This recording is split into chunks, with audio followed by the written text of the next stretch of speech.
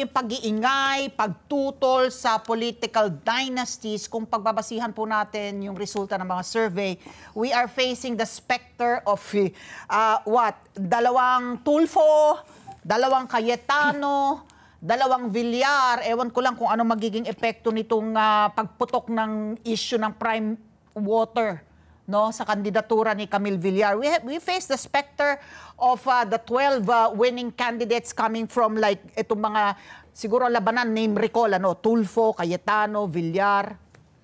So, you know, in spite of the noise, no, against political dynasties, mukhang effect dito sa ating karamihan po sa ating mga botante.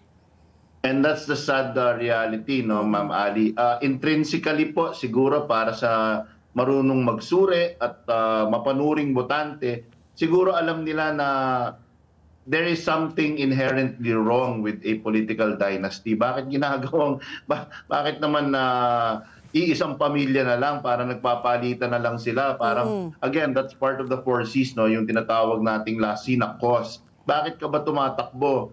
Siyempre, lahat naman ng tao sasabihin, ay, gusto ko kasi maglingkod sa bayan ko. Pero sa totoo lang, ang real reason ay dahil gusto mo lang ituloy yung political career na inumpisa ni tatay, ni nanay, ni kapatid, ni tito.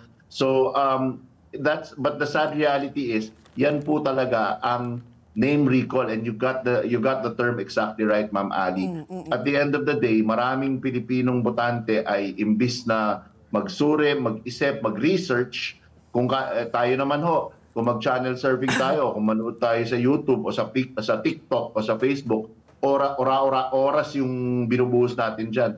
So mag-research po tayo kahit 10, 20, 30 minuto para malaman ng mga plataforma ng mga kandidato. At sana makita natin na may karapat-dapat pa bukod sa kanilang last name lang. May mas magandang kwalifikasyon pa ang mga tumatakbo ng kandidato, iwalay sa kanilang apelido na nakasanayan na natin.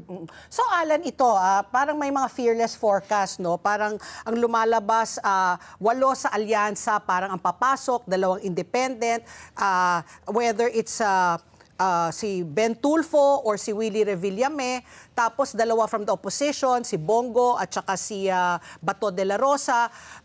Yung si Bam Aquino, yun na nga, no? Medyo nasa fringes pa rin siya. Ikaw, dito, I'm sure pinag-aralan mo yung 3 survey, yung sa Octas, SWS at saka sa Pulse.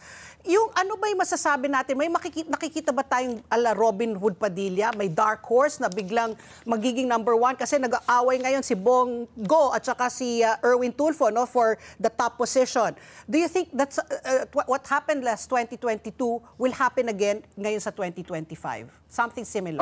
Again, Robin Padilla is the perfect example po, no? Dahil si Senator Robin ng mga huling survey, ang mga survey firms nilagay siya anywhere from 3 to 5. Wala ho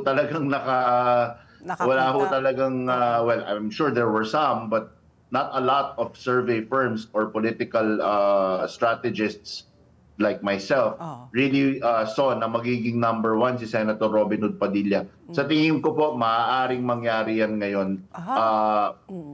There might be a chance, pero tingin ko #2 spot na lang ang pinaglalabanan. Palagay ko si Senator Bongo hindi na yan mayayanig sa #1 spot.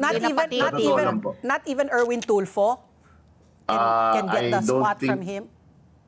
Well, looking at the percentages po and translating it to numerical votes based on the last I'm basing it on the most recent survey, Pulse Asia, dahil ang survey po mas mananalamin yan ng katotohanan habang mas nalalapit yung petsa. So yung huli, tingin ko it will be a tough climb, but hey, this interview might not age well. Baka ako'y maging mean. Baka kunin nila tong snippet ng interview na to at i-flame ako. But right now, hindi ka na makasingil ng mahal, Senator Bongo. Okay, sige. Matutuwa si Ma'am Patsy at si Ma'am Ali doon pag hindi na ako makasingil ng mahal. Hindi na lahat ng advice. Okay. Together, Sunday 25,